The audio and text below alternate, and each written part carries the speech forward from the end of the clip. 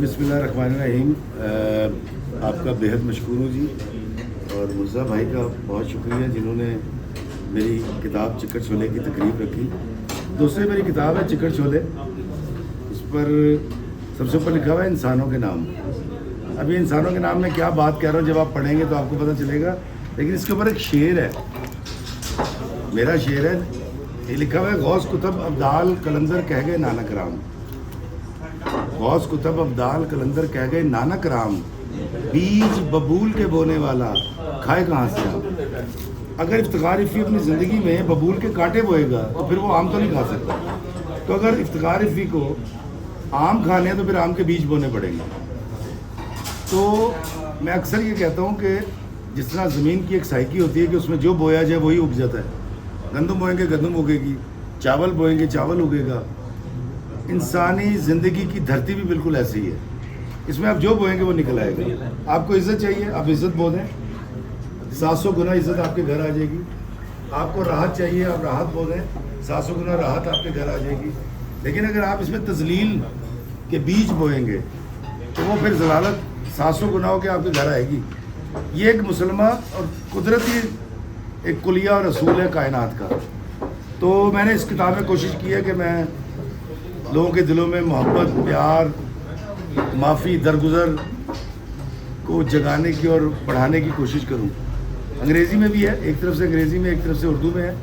और इसका नाम चिकट छोले क्यों है या इसमें क्या क्या लिखा हुआ है, ये जब आप पढ़ेंगे तो आपको ज़रूर पता चलेगा। और दुनिया के 19 ममालिक के अंदर इसकी तकरीबें रुनमाई हो चुकी है। तो आज जो मैं आपसे बात करने आया, जो हर जगह मैं जाता हूँ पूरी दुनिया में, मैं ओवरसीज़ का पहले तो शुक्रिया अदा करता हूँ आपका भी कि आप ओवरसीज़ जो हैं ये पाकिस्तान और अपने रिश्तेदारों का जो पाकिस्तान में मौजूद होते हैं उनका बड़ा ख्याल रखते हैं। पाकिस्तान में बुरा वक्त आए या इनके अकरबा पे ये हमेशा आगे बढ़ के उनकी मदद करते हैं। मैं अक्सर ओवरसीज़ से जब मिलता हूँ तो वो ज़िंदगी में बहुत कुछ करना चाहते हैं। कोई घर बनाना चाहता है, कोई गाड़ी लेना चाहता है, कोई बहन की शादी करना चाहता है। उसके लिए 4 या 5 साल उसको कमाना पड़ता है। उस 4-5 साल के टारगेट के दौरान वो जीना छोड़ देता है। तो मैं आप सबसे ही कहने आया हूँ ओवरसीज़ से कि यार जीना नहीं छोड़ना उस ड्यूरेशन में। आप टारगेट रखें, ज़िंदगी में ऐसे ही होता है, आप टारगेट रखते हैं, अचीव करते हैं, टाइम लगता है। उस दौरानिए को एक तो जीना है आपने, मोहब्बत और प्यार और दरगुजर के साथ जीना है। एक चीज़ अगर आपने ज़िंदगी में शामिल कर लें, दरगुजर, मोहब्बत, माफ़ कर देना, किसी की इज़्ज़त नफ्स को पालना, तो आपकी ज़िंदगी बड़ी आसान हो जाएगी। मैं आपको बताऊं, जिस तरह मैं पिकनिक कर रहा हूँ ना पूरी दुनिया में, ना मेरा रिस्क बंद होता है, ना मेरी इज़्ज़त बंद हो रही है, ना मेरा घूमना फिरना बंद हो रहा है। अल्लाह ने सेहत भी दे रखी है। इसी तरीके से आप जिएंगे। ज़िंदगी को समझने के लिए अगर हम आज ये जान लें कि ज़िंदगी है क्या। ज़िंदगी एक लम्हा है। एक लम्हा जब 60 लम्हे बनते हैं तो 1 मिनट बन जाता है, 60 मिनट का 1 घंटा बन जाता है, 24 घंटे का 1 दिन बन जाता है, और 365 दिनों का 1 साल बन जाता है। 10 सालों की 1 दहाई हो जाती है। मैं 5 दहाइयाँ और 5 साल जिया, लेकिन जिया कितना? एक लम्हा। अब उस एक लम्हे के लिए जो लम्हा मौजूद है, जब आप मुझे सुन रहे हैं और मैं बोल रहा हूँ, मुझे कितना पैसा, कितनी इज्जत, कितनी दौलत, कितनी शोहरत, कितनी गाड़ियाँ, क्या चाहिए मुझे यार एक लम्हे के लिए? इतना तरद्दुद। आपकी उम्र 25 साल हो सकती है, 22 साल हो सकती है, मेरी 55 साल हो सकती है, लेकिन हम दोनों इस लम्हे मौजूद में जी रहे हैं। आपके चेहरे पे स्किन बड़ी फ्रेश है, मैं बूढ़ा हो चुका हूँ, लेकिन हम दोनों एक लम्हा जी रहे हैं। उस एक लम्हे के लिए इतनी दौड़ धूप क्यों करनी है हमने? किसी की दिलदारी क्यों करनी है हमने? तो अगर हम ये समझ लें कि जो माजी है वो गुजर चुका है, उसको हम ठीक नहीं कर सकते, और जो मुस्तकबिल है उसकी प्लानिंग ज़रूर की जा सकती है। मुस्तकबिल में घुसा नहीं जा सकता जब तक कि वो वक्त ना आ जाए। तो आज आके बचा लम्हा मौजूद। अगर आप सब आज इस लम्हा मौजूद को, करंट मूवमेंट को अगर आप समझ लें ज़िंदगी में, और इसमें खुश रहना, हंसना, मुस्कुराना सीख लें। बाबा जी इशफाक साहब कहा करते थे कि साहिब हाल हो जाओ। और साहिब हाल का मतलब है जो अपने हाल पे राज़ी हो। मैं तो कहता हूँ यार मैं तो गंजा हो गया, मैं तो बुढ़ा हो गया, मेरी नौकरी ठीक नहीं की, मैं गड्डी बदलना चाहना वा, मैं घर लेना चाहता हूँ। तो भाई जो पहले अल्लाह ने दे रखा है उसका क्या करना है? उसका शुक्रिया अदा नहीं करना। پاکستان میں اگر 25 کروڑ لوگ رہتے ہیں تو 1 کروڑ لوگ پاکستان سے باہر ہیں.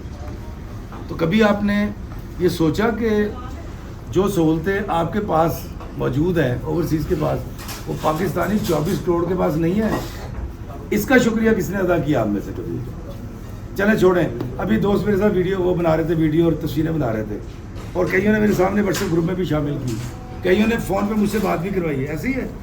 تو میری ساتھ کھنچوائی ہوئی تصویر تو آپ فیس بک پہ ڈال دیتے ہیں, واٹس ایپ پہ ڈال دیتے ہیں. تو اللہ کی دی ہوئی زندگی جس سے یہ ساری خوشیاں جڑی ہوئی ہیں, اس کا کس نے شکریہ ادا کیا؟ کبھی سوچے ذرا, کیا کبھی آپ نے صبح اٹھے فجر کی نماز کے بعد آپ نے کہا یا اللہ تو نے مجھے زندگی عطا کی جو صرف میرے لیے تھی, میری زندگی میرے لیے نا, آپ کی زندگی آپ کے لیے, تو میں الگ الگ پیدا کرنے والا اللہ, اس کے لیے کبھی آپ نے شکریہ ادا کیا؟ کبھی ایسے سے کیا بھنگڑے کے انداز میں, یار واہ واہ یار کیا بات ہے, میں زندہ ہوں, میں سانس لے سکتا ہوں, میں کھا سکتا ہوں, میں گھوم سکتا ہوں, میں چل سکتا ہوں, میں دیکھ سکتا ہوں, میں بول سکتا ہوں, میں ٹیسٹ لے سکتا ہوں, میری زبان میں ابھی ذائقہ باقی ہے. تو اگر نہیں کیا تو پھر یہ بڑا اچھا لمحہ موجود ہے آپ کے پاس, اس میں اللہ کا شکر ادا کیجیے اور راضی ہو جائیں اس کی رضا کے اندر جو اس نے آپ کو دے رکھا ہے. ایسا نہیں ہے کہ آپ اگر آج میں راضی ہو جائیں گے تو کل کو آپ کے وقت نہیں بدلے گا. آپ اپنے 10 سال پچھلے دیکھیں, کیا آپ اس جگہ تھے جہاں آج ہیں؟ اور کیا آپ کا آج کل سے بہتر نہیں ہے؟ ارتقاء اسی کا نام ہے, زندگی اسی کو کہتے ہیں, گزرتی چلی جاتی ہے, سفر طے ہوتا رہتا ہے, آپ کو پتہ نہیں چلتا. چونکہ مجھے میری مرضی کے مطابق سٹیٹس, پیسہ اور نوکری نہیں ملتی تو میں روتا رہتا ہوں, یار مر گئے یار, یار میں خوش نہیں ہوں. ایسا نہ کیجیے, خوش رہنا سیکھیے. اللہ کرے اللہ تعالیٰ آپ کو اس خوشی, اس اطمینان, اس نیند سے واقف کروا دے جو کبھی چبرجی کے جو گول چکر کے درمیان یا علامہ اقبال ٹاؤن کی بلڈنگوں کے برآمدوں میں ایک فقیر درویش ایک سفید پوش 2 جوتیاں جوڑا سر کے نیچے رکھ کے سو جاتا ہے, جو اس کی کل کائنات ہوتی ہے. اور اللہ کرے میں بھی ایسے سو سکوں جیسے وہ درویش جوتیاں سر کے نیچے رکھ کے سو جاتا ہے, اور اس کو نہ کسی کا لینا ہوتا ہے نہ دینا ہوتا ہے. ساڑھے تو لائٹ چلی جاتی, نیندر نہیں آتی. تو آج میری گزارش کا مقصد صرف یہ تھا کہ ہم اس خوشی سے آشنا ہو جائیں جو اللہ نے ہمیں زندگی کی شکل میں, موسم کی شکل میں, اسٹیٹس کی شکل میں, ماں باپ, بہن بھائی, اولاد, بیوی, بچوں کی شکل میں عطا کر رکھی ہے, دوستوں کی شکل میں عطا کر رکھی ہے. تو آخری بات سنا کر میں ختم کرنا چاہوں گا. 2 بہن بھائی ایک سمندر کے کنارے کھیل رہے تھے اور سپیاں چن رہے تھے. جب وہ تھک گئے اور گھر جانے لگے تو بہن نے بھائی سے کہا کہ مجھے چاکلیٹ کھانی ہے. وہ دکاندار کے پاس گیا, کہتا مجھے چاکلیٹ کھانی میری بہن نے. وہ جگہ پیسے, کہتا پیسے نہیں ہے, سپیاں. اسے سپیاں رکھی, دکاندار نے بھی 5-6 نکالی, چن کے باقی واپس کی, اس کو چاکلیٹ دے دی. دونوں نے چاکلیٹ کھا کے چلے گئے. ساتھ والے دکاندار نے کہا تیرا دماغ خراب ہے, سپیاں سے بدلے کدی چاکلیٹ آندی ہے؟ انہوں نے کہا مینوں پتہ نہیں آندی. لیکن جب یہ بڑا ہو کے جانے گا کہ سپیوں کے بدلے چاکلیٹ نہیں آتی تو اس کا گڈنس اور صلہ رحمی پہ بلیو ہو جائے گا, یقین ہو جائے گا.